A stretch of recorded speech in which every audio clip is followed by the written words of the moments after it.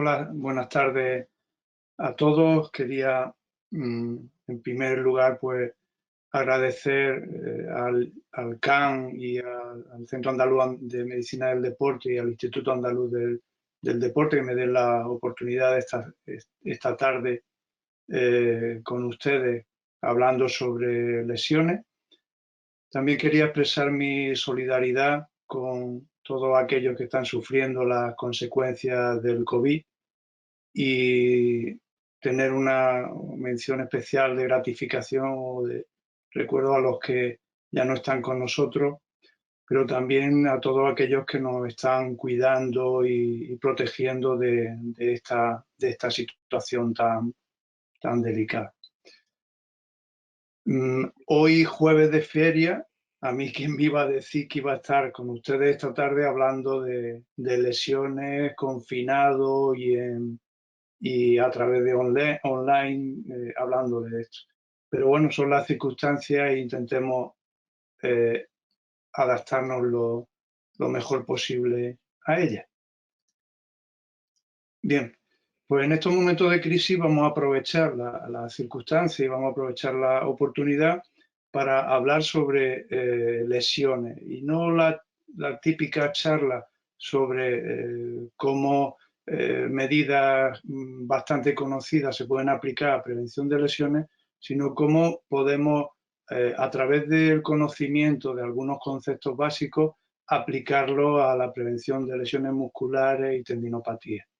Y también aprovechando la fecha y que parece que ya tenemos un poco el final del túnel cerca y que tenemos la oportunidad del fin de semana, el 2 de mayo, empezar a hacer de nuevo ejercicio al aire libre, pues quería aprovechar las circunstancias y hablar sobre actividad física en la pandemia.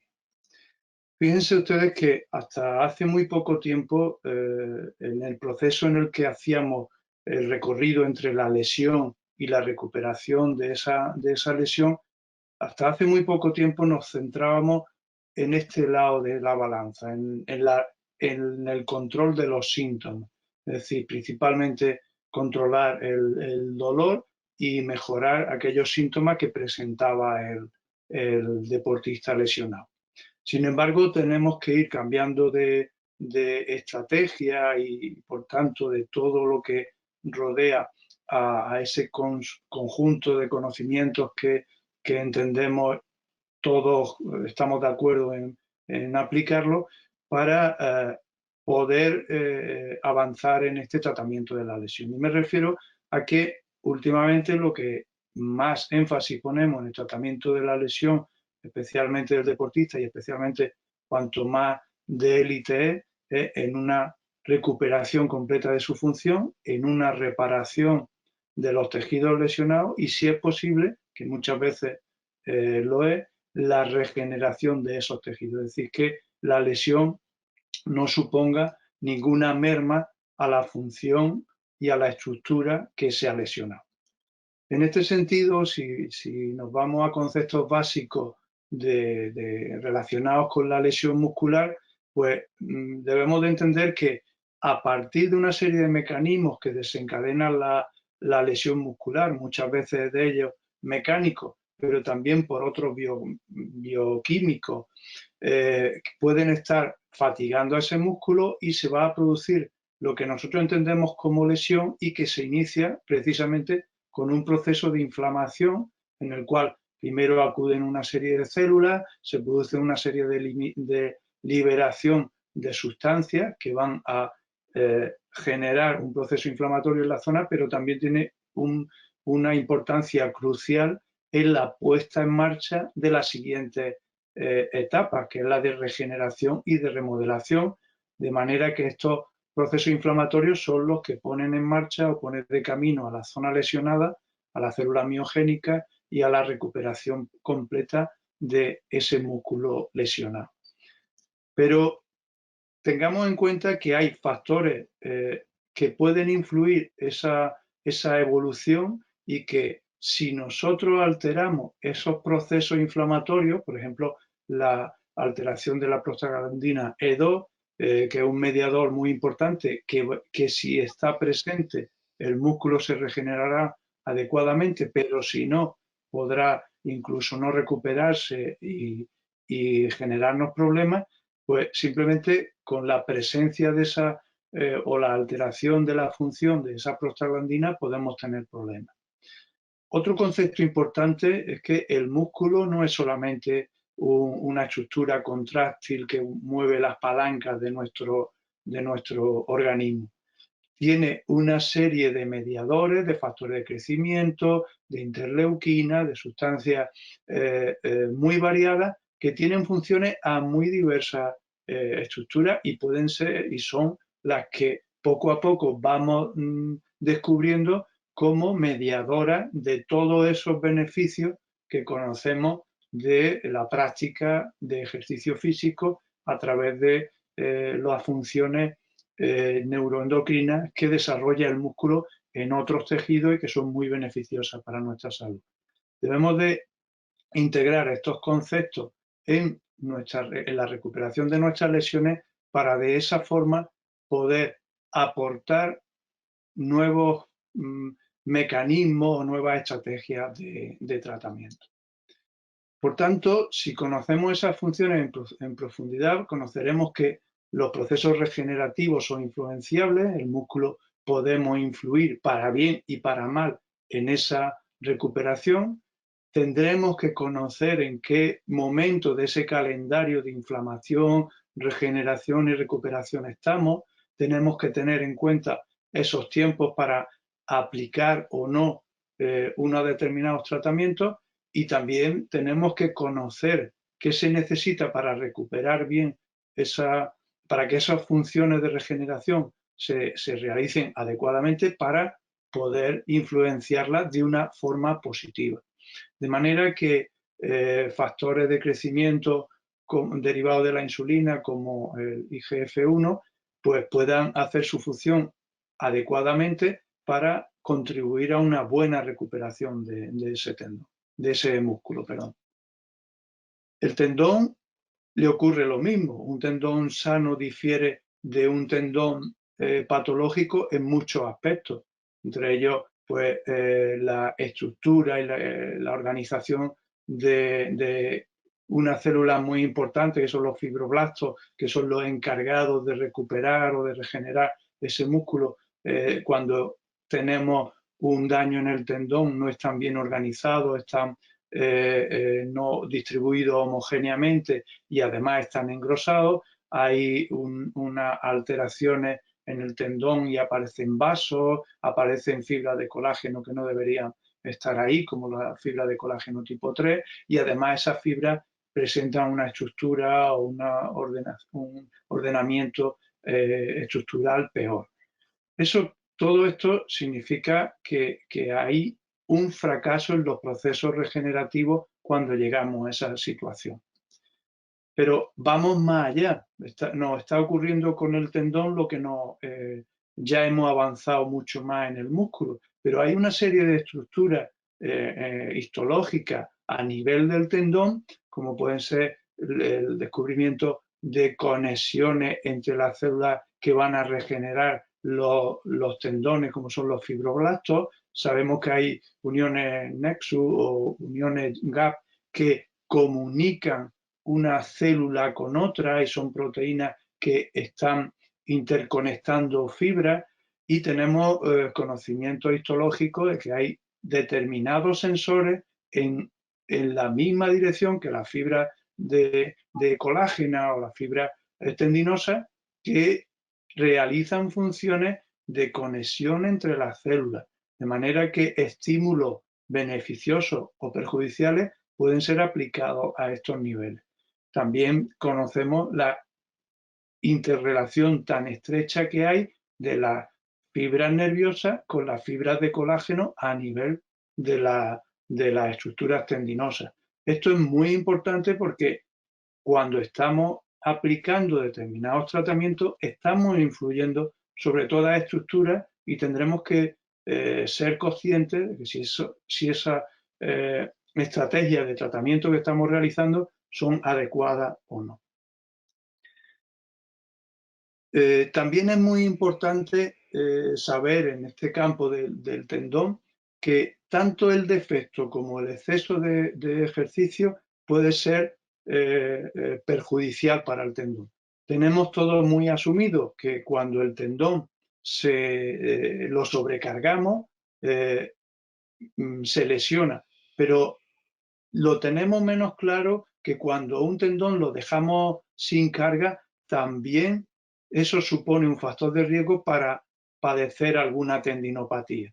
Es decir, todos sabemos que cuando inmovilizamos alguna lesión por algún problema, una fractura o un esguince de tobillo, si prolongamos esa inmovilización, podemos estar comprometiendo otra estructura y complicando la vuelta a la normalidad de esa lesión. También tenemos que conocer que determinadas enfermedades o determinados tratamientos interfieren con los procesos regenerativos del tendón. Con lo cual, para tratar adecuadamente un tendón, tendremos que conocer muy bien las cargas que son óptimas en cada momento y en cada circunstancia con todo esto que rodea a un tendón lesionado, para que en vez de producir una tendinopatía reactiva o si progresamos en ese estadio, una tendinopatía degenerativa, porque los procesos de reparación de ese tendón no son capaces de reparar o de recuperar el equilibrio previo, pues tendremos que conocer adecuadamente en cada situación de estas cuál podría ser la carga óptima para conseguir adaptación. Es decir, que un tendón normal sea capaz de realizar más trabajo y de soportar más carga, que es lo que nos llevará al éxito deportivo o a la salud si nuestro objetivo es diferente a la competición.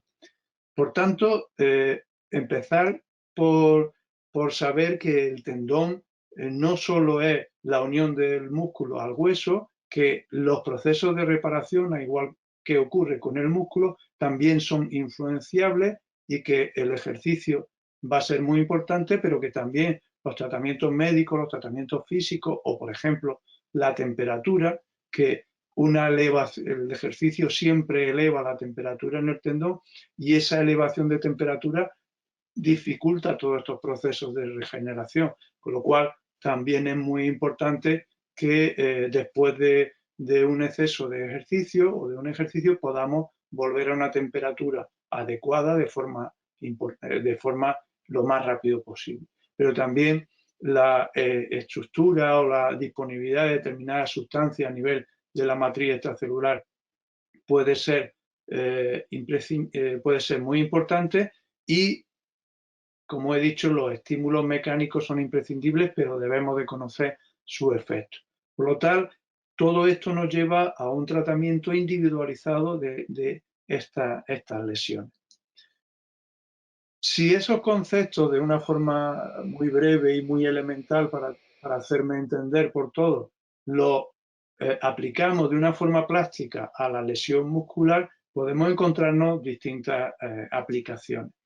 Por ejemplo, uno de los errores más frecuentes con los que uno se puede encontrar en el tratamiento de la lesión deportiva, hablando ya en concreto de lesión muscular, pero esto también sería aplicable a la lesión tendinosa, es el uso de antiinflamatorios que bloquean esos mensajeros que van a poner en marcha los procesos de regeneración del músculo y del tendón, es el utilizar esos antiinflamatorios de forma muy precoz para aliviar un síntoma como es el dolor, a costa de entorpecer o dificultar todos esos procesos de regeneración y de reparación. Así ocurre con el famoso ibuprofeno, pero con muchos de los antiinflamatorios. Cuando vamos buscando quitar el dolor, deberemos de utilizar sustancias o medicamentos o estrategias que disminuyan el dolor sin alterar esos procesos regenerativos. Lo mismo ocurre con los corticoides, que tienen un efecto muy beneficioso sobre el dolor, pero pueden comprometer seriamente los procesos reparativos. Con lo cual, es un arma interesante cuando queremos quitar dolor, pero hay que utilizarla con mucha precaución en el momento en el que ese dolor pueda ser controlado de otra forma y evitar así riesgos como la atrofia o la ruptura. Por lo tanto, estos medicamentos son útiles, son herramientas, no son ni buenos ni malos, los tenemos que utilizar adecuadamente y tenemos que hacer en cada momento reflexiones como si el dolor es nuestro amigo o nuestro enemigo. Muchas veces necesitamos que el deportista tenga cierta percepción del dolor para saber cuándo se está pasando en las cargas o qué ejercicio puede hacer y qué ejercicio no puede hacer. Si nosotros utilizamos analgésicos o antiinflamatorios demasiado potentes, también estamos bloqueando esas señales de alarma y podemos empeorar la lesión. Con lo cual, una primera aplicación de esos conocimientos básicos que antes les comenté, pues es asesorarse de la medicación que debe tomar o no y en todo caso no automedicarse y no utilizar antiinflamatorios en etapas precoces de la lesión. Y que levante la mano el que no lo haya hecho alguna vez empezar. También el ejercicio de fuerza es imprescindible en el tratamiento de la lesión muscular. Cuando hace poco tiempo o hace, bueno, poco tiempo no, relativo algo de tiempo, se decía que la lesión muscular, reposo, y se inmovilizaba y reposo, lo cual se generaba una serie de anomalías en el músculo porque ese músculo que estaba intentando repararse no era capaz de saber en qué sentido tenía que repararse. Es como una escalera de caracol como esta, muy curiosa, de la catedral de mi pueblo, de Guadix, que tiene doble eje. Tú puedes estar subiendo por una y otra persona puede estar bajando por el otro eje sin que en ningún momento os encontréis ni os veáis. Por tanto, el ejercicio, sírvame el símil, el ejercicio puede ser un arma de doble filo. Podemos estar ayudando a la lesión o podemos estar descendiendo en los infiernos de esa lesión. ¿Qué debemos de saber? Que no es conveniente siempre que podamos, todo esto como siempre hay que contextualizarlo y hay que individualizar las recomendaciones, pero hablando en general, una inmovilización o una inactividad en un músculo lesionado de más de 24 o 48 horas deberíamos de evitarla, porque eso nos va a generar más problemas que beneficios. Debemos saber que los isométricos son muy beneficiosos y especialmente desde las 48 72 horas. Y yo diría, si podemos antes y el dolor no lo permite, más podemos hacerlo desde el primer minuto. Los isométricos tienen un efecto muy beneficioso en la lesión, tanto muscular como tendinosa, y es que son analgésicos. Si queremos dar un analgésico muy interesante, sin efectos secundarios y que potencia y facilita los procesos de reparación de tanto el tejido muscular como tendinoso, deberíamos de pensar siempre en lo isométrico. Después deberemos de aplicar los ejercicios concéntricos. Son ejercicios que sí que tenemos que esperar unos días para poder empezar con ellos, pero que son muy beneficiosos para que el músculo empiece a recibir mensajes de cómo tiene que organizar su estructura, tanto fibróticas como musculares, para hacer una organización lo más natural y lo más fisiológica posible. Y luego también son muy importantes los excéntricos y los pliométricos. De estos ejercicios va a depender mucho que evitemos la recaída, pero precisan de una aplicación muy individualizada. Casi que tendríamos que ir midiendo cómo va la musculatura, cómo va esa fuerza para ir programando carga y series de repeticiones de este tipo de ejercicio, con lo cual tiene que ser manejado muy individualizadamente y por profesionales que sepan prescribirlo adecuadamente.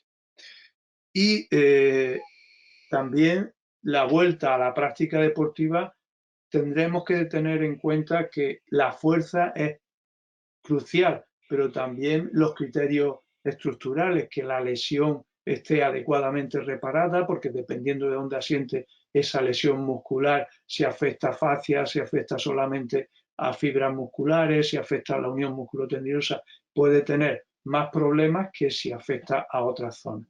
Y también cuando el deportista no es la primera vez o es una lesión grave o se juega una competición importante, los criterios psicológicos también tienen que pesar en esa vuelta a la práctica deportiva. Con lo cual ya vamos viendo que si vamos engranando piezas de este puzzle que se llama estructura y función y conocemos los mecanismos íntimos que lo manejan, podemos conseguir muy buenos resultados.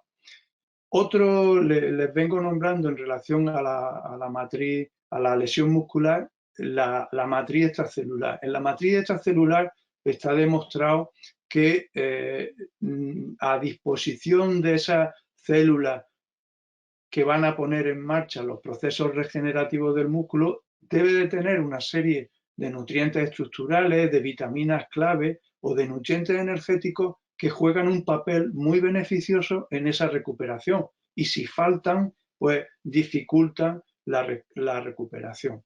En este trabajo ya antiguo de recuperación o en este caso de prevención de lesiones con una suplementación de hidratos de carbono y de monohidrato de creatina, este trabajo lo realicé junto con el doctor Riva en el Sevilla Fútbol Club. Aquí pueden ver cómo las lesiones musculares en los deportistas que habían recibido un suplemento individualizado de monohidrato de creatina junto con hidrato de carbono antes, durante y después del entrenamiento deportivo, tenían unos índices mucho menores de lesiones que los del grupo control. Pero es que además en competición los deportistas que estaban suplementados jugaban muchos más minutos que los deportistas que no estaban suplementados.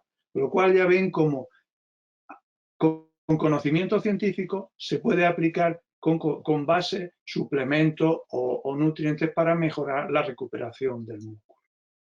No obstante, siempre les tengo que insistir que el mejor suplemento nutricional no está en una pastilla, no está en un sobre, no está en una inyectable y está en ese tesoro que nos han pasado nuestros mayores, que es la dieta mediterránea, equilibrada en calorías y en macro y en micronutrientes, pero la dieta mediterránea es el mejor suplemento nutricional deportivo que podemos poner en manos de los deportistas.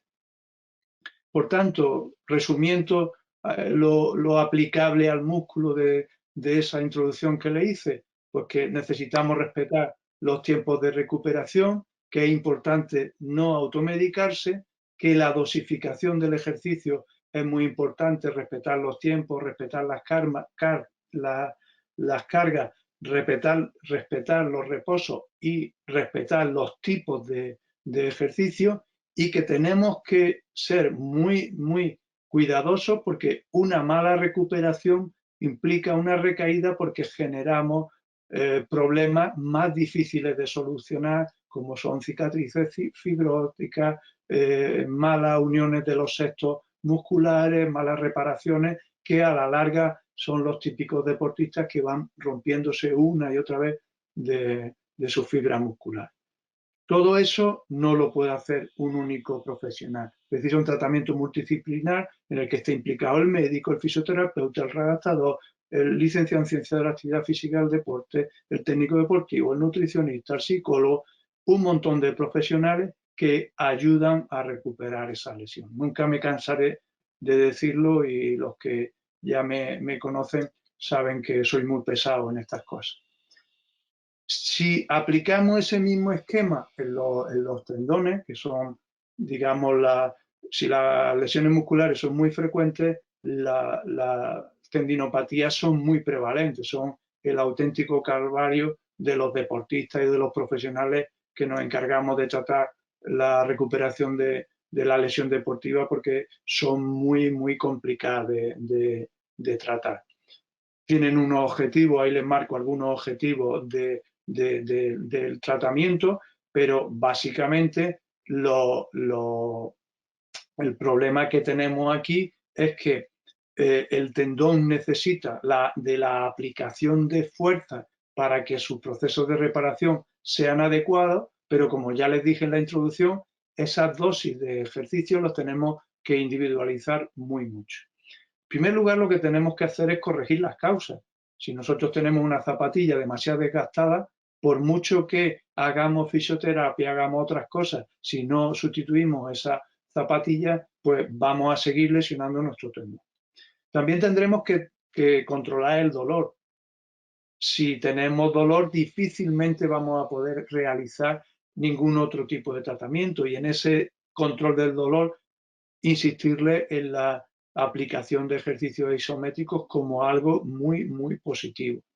Y luego tenemos que en ese proceso, en ese ciclo que han visto que les mostraba de carga excesiva, carga inadecuada y lesión, tenemos que conseguir ese equilibrio entre destrucción y reparación, y todo ello con el fin último de evitar recaídas y de facilitar la progresión del deportista en su entrenamiento, sus cargas, etc.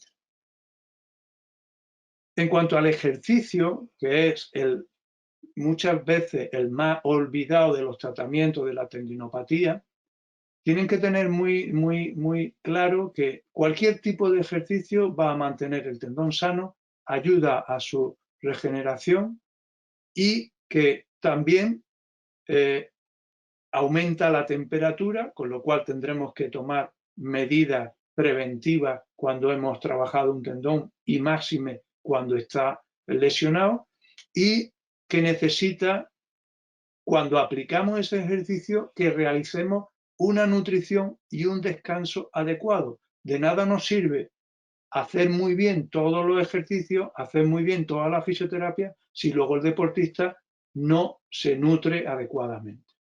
Insistirles que desde el minuto cero deberíamos recomendar a los deportistas lesionados, o si nosotros mismos nos duele un tendón, deberíamos de recomendar hacer isométrico.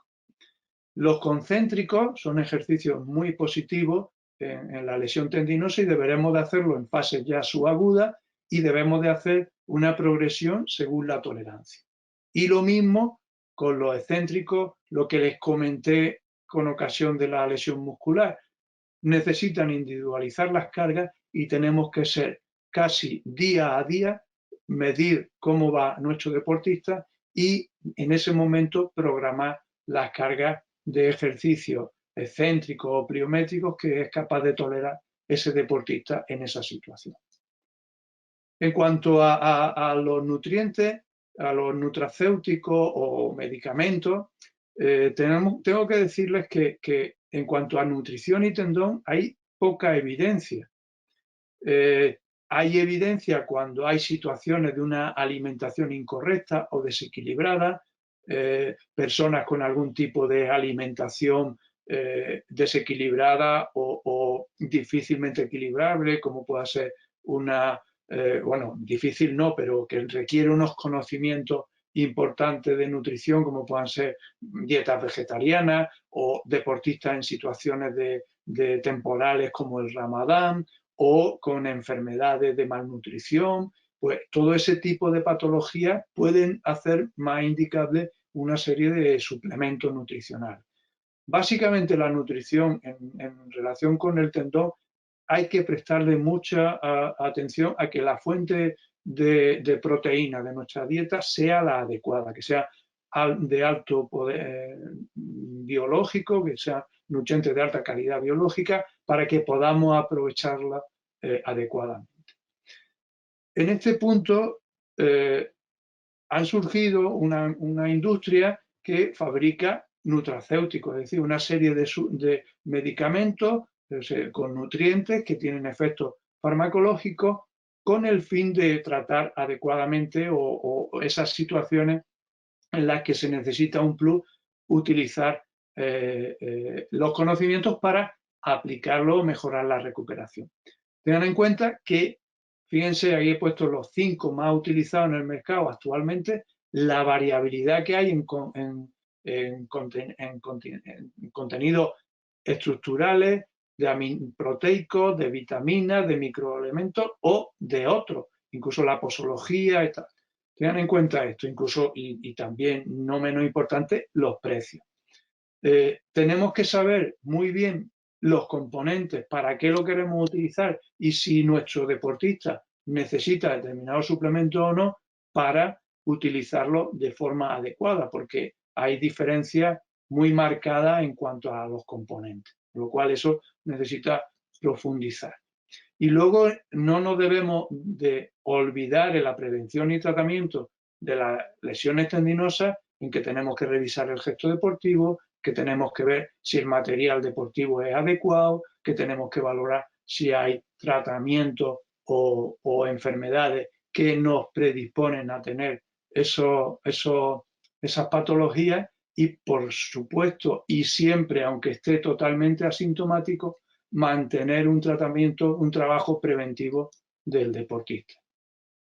Volviendo a esa síntesis de qué podemos hacer con los conocimientos nuevos que vamos adquiriendo en el tratamiento o en la prevención de tendinopatía, es que el ejercicio siempre esté presente, que tenemos que adaptar las cargas en volumen y en descanso, que tenemos que hacer ejercicios de compensación, es decir, tenemos que trabajar la musculatura lesionada, pero también la antagonista, el papel analgésico de los isométricos y la necesidad de excéntrico y pliométrico de una forma individualizada.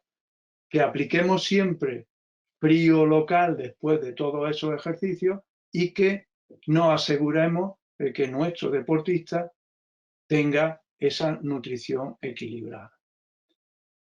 Y tengan en cuenta que el tendón, si lo para, se calla, pero olvídense, no se va a curar, necesita ejercicio y necesita el ejercicio adecuado. Y la pregunta que ustedes se están haciendo ahora es, ¿y cuál es el ejercicio adecuado?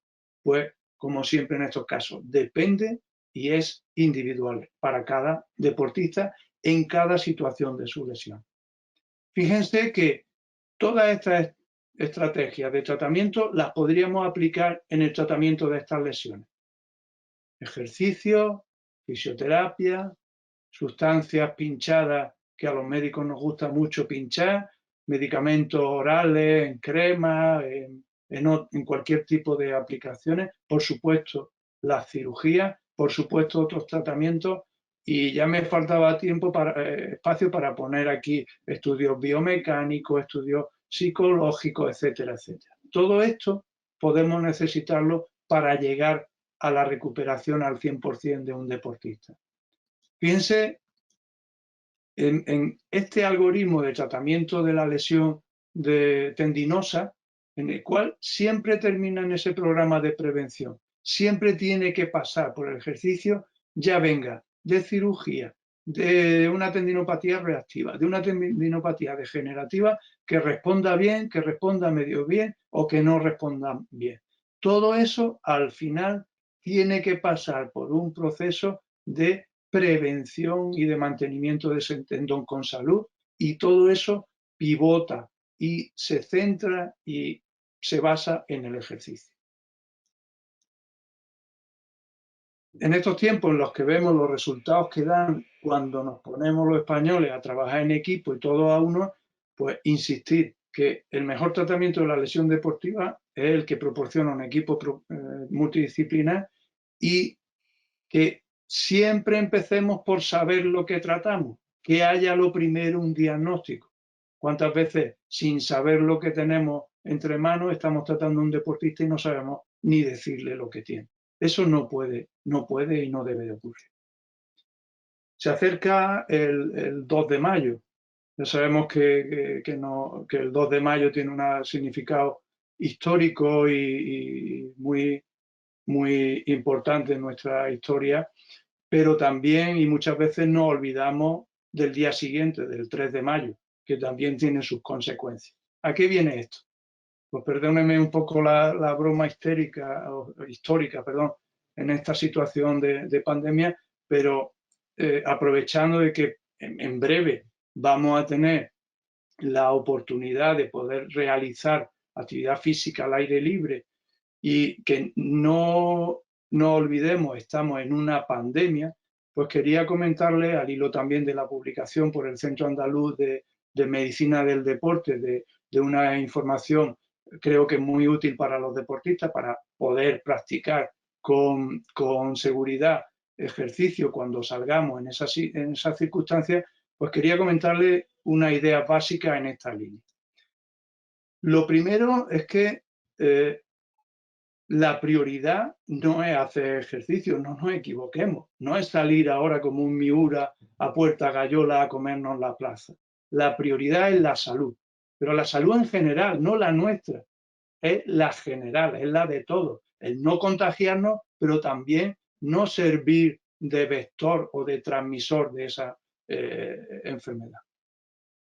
Otra cuestión muy clara en esta situación es que tengamos claro que a día de hoy, en ausencia de medicamentos eficaces y de una vacuna eficaz, las únicas medidas que existen de prevención del COVID es el distanciamiento y las medidas de barrera, la protección y el distanciamiento. No hay más. Aparte, tengamos en cuenta que estamos en una situación de alerta y tenemos que respetar escrupulosamente la normativa y recomendaciones de las autoridades pertinentes. Y que lo que vamos a decir lo adaptemos, individualicemos a nuestra situación concreta. Antes de nada, ni de plantearnos hacer ejercicio, lo primero que tenemos que saber es, ¿puedo yo estar contribuyendo a transmitir el COVID?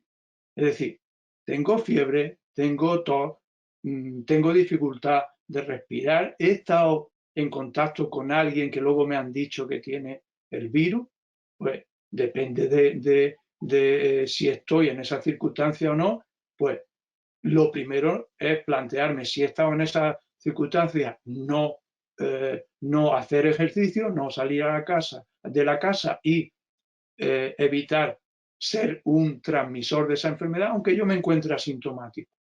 Por tanto, nos tendremos que asegurar, según nuestras circunstancias, de que hacemos lo mejor y eso será asesorándonos con el profesional adecuado. Luego, ¿qué podemos hacer para no servir de transmisor de la enfermedad? Pues antes de salir de casa, pues prepararlo todo muy bien. Una ropa deportiva, una muda limpia, el material deportivo que vamos a utilizar desinfectado. Como vamos a volver y tenemos que desactivar, o sea, desinfectar ese material, pues preparar una zona y nos vamos a lavar las manos. Y otra cuestión, si tenemos circunstancias particulares, soy un deportista de élite, tengo una prescripción médica, puedo no sé qué, pues la documentación que nos acredite esto. Bueno, podemos encontrar con un control y que nos pidan documentos. Eso antes de salir. Durante el ejercicio, ¿qué debemos de hacer? Pues evitar contagiarnos. ¿Cómo evitamos contagiarnos? No tocando objetos ni tocando nuestras mucosas, porque el virus se transmite a través de las mucosas. Cuando alguien nos salpica una gotita de saliva con virus y nos cae en una de nuestras mucosas. Deberíamos durante el ejercicio evitar compartir bebidas, comida, material deportivo. Deberíamos evitar aglomeraciones, vamos a ir solos, no vamos a quedar con nadie y vamos a tomar una medida de distanciamiento. Aquí le pongo datos científicos del trabajo de Blocken que han hecho unos estudios muy, muy bonitos del vídeo que le he mostrado, en el cual se ve por estudios biomecánicos donde de determinadas partículas de un sujeto van a ir pasando a otro y cómo son los flujos de esas partículas, donde pueden llegar según los tamaños, según las distancias y según las posiciones. De ahí sacamos unas recomendaciones muy seguras. Esto lo han hecho también en estático y se ve que la medida más segura empieza a partir de 1,5 metros. Pero cuando estamos caminando, esa medida la tenemos que aumentar a más de 4 metros. Si estamos corriendo, más de 10 metros. Cuando podamos ir en bicicleta, más de 20 metros. Pero, ojo, también la dirección del viento es importante. Aquí esta situación es más segura que esta por mucha distancia que pongamos con ello. Con lo cual, tengamos en cuenta cuando vamos a correr este sábado y vamos a tener deportistas a nuestro alrededor, de hacer las cosas bien, ojo, para no contagiarnos y para no transmitir si nosotros tenemos ese virus.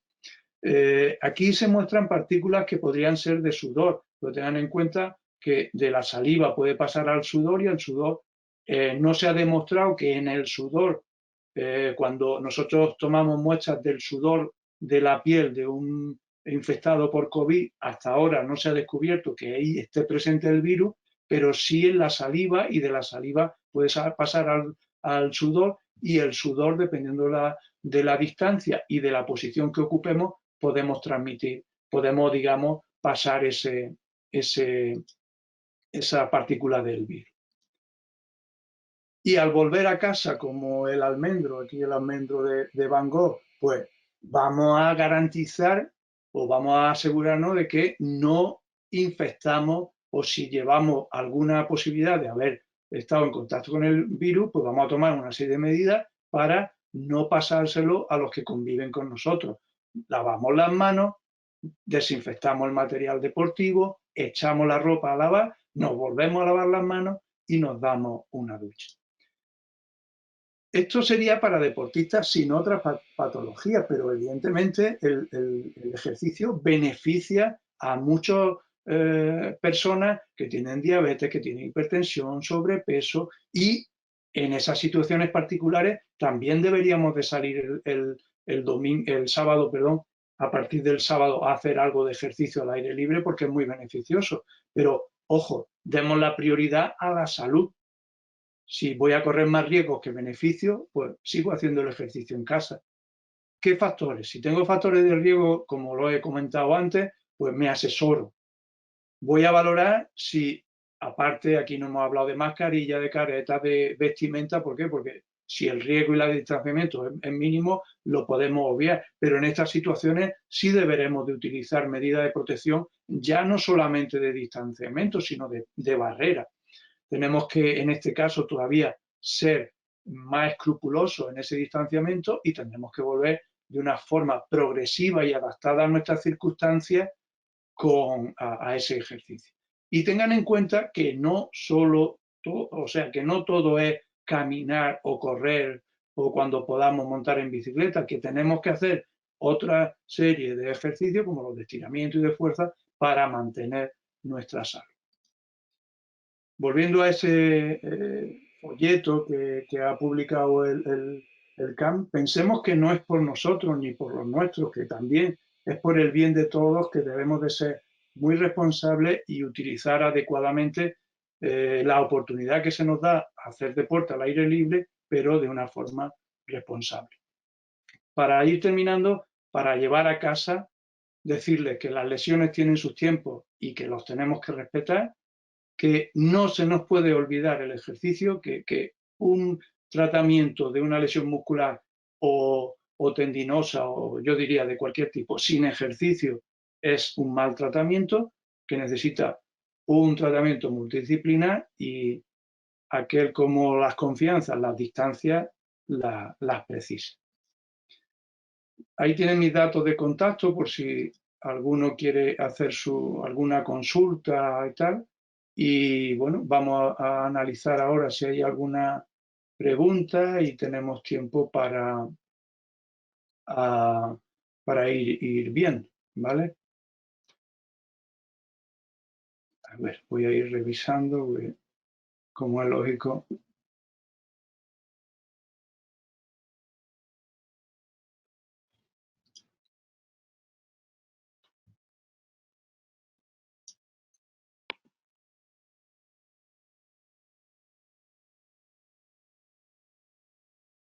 Bien, aquí hay algunos deportistas o algunos oyentes que plantean de cuándo, cómo, buscando esa individualización en los tratamientos, ¿no? Y hablan en trabajo asimétrico, concéntrico, en fin. ¿Cuándo considera que debería empezar el trabajo de propiocepción y control neuromuscular? Es importante la pregunta porque no ha señalado una laguna que he tenido en cuanto al ejercicio, y es ese entrenamiento neuromuscular o ese entrenamiento propioceptivo que en lesiones musculares y tendinosas tiene importancia. La tiene quizá más importancia en lesiones como la ligamentosa, en un E15 y tal, pero sí es importante empezar. Los ejercicios en concreto que preguntan, que son los de propiocepción y de control neuromuscular, yo soy partidario de empezarlo en cuanto el dolor nos lo permite. Por eso muchas veces es importante controlar el dolor, aunque sea siendo agresivo con él, pero que nos desbloquee determinadas situaciones que nos permita adelantar el proceso incorporando este tipo de ejercicio. Así que gracias por la pregunta. Y otro tipo de ejercicios como los propioceptivos o los de control neuromuscular también tienen mucho que aportar y son imprescindibles en el tratamiento de las lesiones, y en el momento en que el dolor lo permita, lo deberíamos de incorporar. Vamos a ver otra pregunta.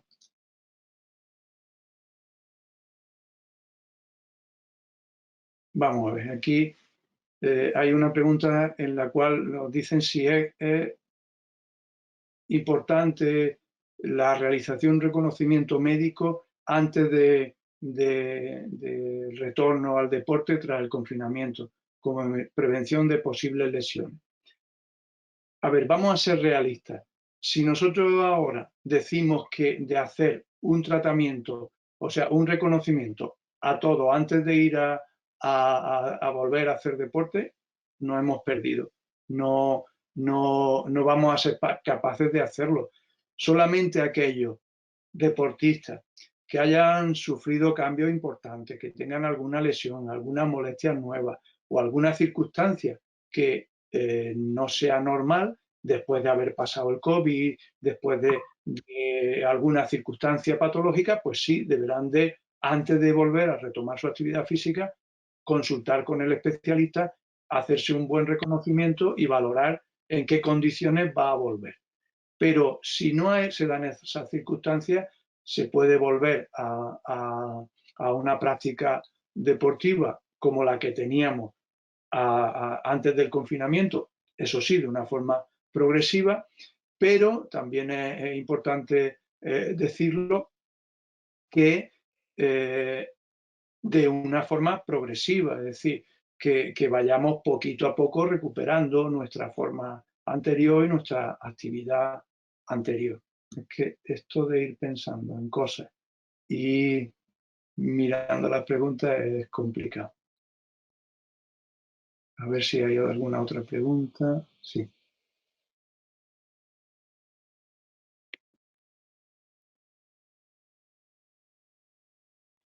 Vale. Bueno, aquí hablan de esto, de qué opina del uso del frío, ya lo he dicho, seguramente lo habrán hecho la pregunta antes de empezar, de comentarlo yo. Vamos a ver si hay alguna más.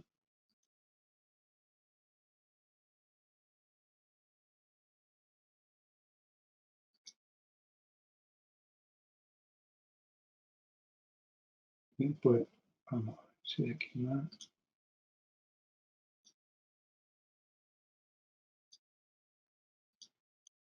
Voy a ver si... Bueno, hay preguntas generales que sí, bueno, la presentación, el vídeo va a ser público, lo pueden divulgar sin ningún tipo de problema, con los respetos típicos del copyright, de nombrar la fuente como norma de educación y de más mínima cortesía.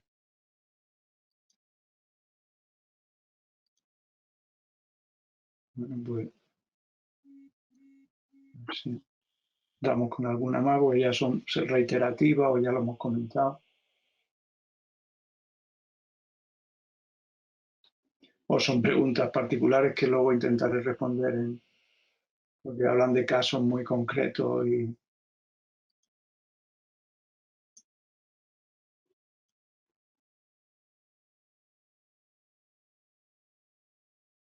Vale. Aquí hay una que habla de cuál es mi opinión sobre la protección durante la práctica deportiva, qué opina del uso de mascarillas durante la práctica de un ejercicio físico intenso.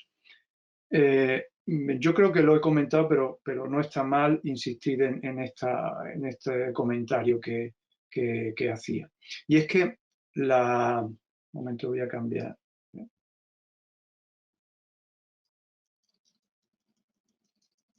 Vamos a poner la carátula inicial y así no parece publicidad. Ahí. Estábamos sobre el uso de caretas. A ver, dependiendo del riesgo al que nos sometamos, deberemos de tomar medidas de distanciamiento. Estas no serán suficientes cuando no podamos respetar esa distancia y nos estemos continuamente encontrando con deportistas a menos distancia que se nos cruzan y que no sabemos en qué condiciones están. Realmente es un engorro el que cualquiera que haya hecho un ejercicio intenso, correr con una mascarilla que nos limita la entrada de aire, pues evidentemente eso no hay quien lo aguante. Y lo primero que se nos ocurre es quitarnos. Con lo cual, si no podemos respetar las distancias y estamos en una aglomeración, yo casi que recomendaría ponerme la mascarilla, dejar de hacer ejercicio y hasta que no se despeje la situación, no hacer ejercicio y protegerme. Porque, insisto, lo primero ahí sería protegerse. Recomendar el uso de mascarilla en un ejercicio intenso, yo creo que está abocado al fracaso, porque es muy incómodo y el que lo practica va a huir de él.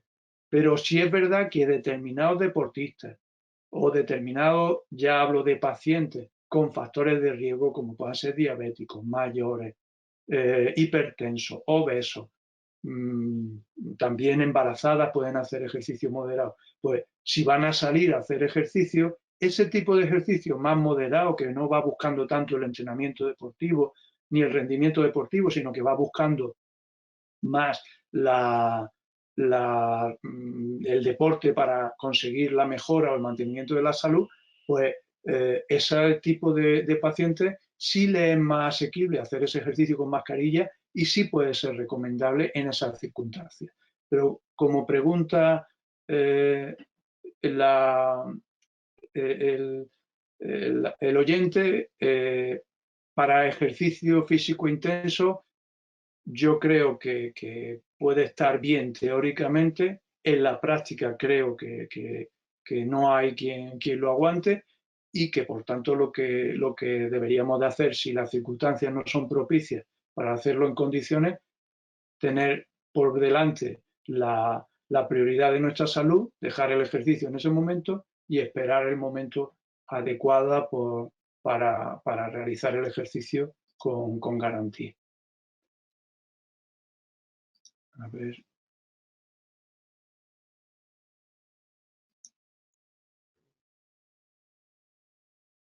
Bueno, aquí hay una pregunta de la epicondilitis, ¿cuál es el proceso adecuado de recuperación? La epicondilitis puede ser el paradigma de lesión deportiva que necesite un tratamiento multidisciplinar. Si no lo abordamos desde todos los ámbitos, del médico, el fisioterapeuta, el readaptador y muchas veces ya el psicólogo, el nutricionista, el técnico deportivo que recupera la técnica, no lo conseguimos. La clave de la epicondilitis, trabajo multidisciplinar.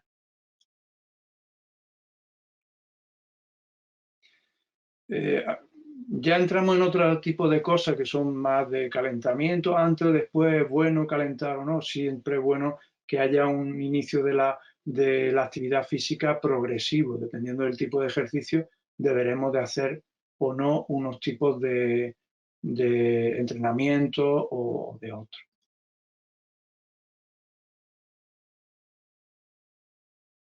No, aquí hay una pregunta que si estos conceptos de recuperación en tendinopatía es transportable a la meniscopatía, en absoluto. En absoluto, estos enfoques de tratamiento hay que filtrarlo y hay que trabajarlos de forma diferente en el caso de una meniscopatía, porque la meniscopatía es diferente porque yo les diría que no hay dos meniscopatías iguales y depende si el trazo de lesión del menisco afecta a la raíz meniscal, si afecta al cuerpo, si es transversal, si es intrasustancia, qué tipo de lesión, qué tipo de deportista podemos hacer una cosa u otra, con lo cual no en absoluto es transportable.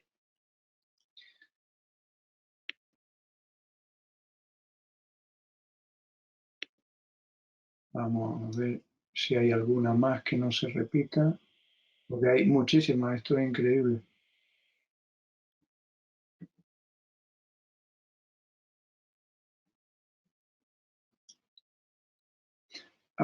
Aquí hay alguien que comenta hasta qué punto está reconocido el profesional readaptador. Aquí no luchemos porque mi título me permite. Hagámonos útiles a la sociedad y después verá cómo la sociedad nos busca. Bien, yo creo que se nos echa el tiempo encima. Lamento no poder responder a todas las preguntas si nos quedamos con ganas y ya los organizadores valorarán si vale la pena hacer nuevas ediciones. Todas las crisis tienen sus inconvenientes gravísimos y sus problemas gravísimos, esta también, pero también las podemos aprovechar para pues, ponernos al día en herramientas online como la que estamos utilizando en estos casos o para poder llegar a tanta gente. Yo me quedo asustado de la gente que está conectada ahora mismo viendo la presentación, llegar a tanta gente con nuestro poco de conocimiento y poder ayudar a tanta gente. Quedo a su disposición para lo que puedan necesitar y nada, ánimo y mucha responsabilidad a partir del sábado, aquellos deportistas que vayan a ir incorporándose a su rutina. Y muchas gracias al Centro Andaluz de Medicina del Deporte y al Instituto Andaluz del Deporte que hace posible esta el seminario. Y nada, decirle que ejercicio es medicina y que no nos puede faltar en ninguno de los tratamientos de nuestras lesiones. Muchas gracias.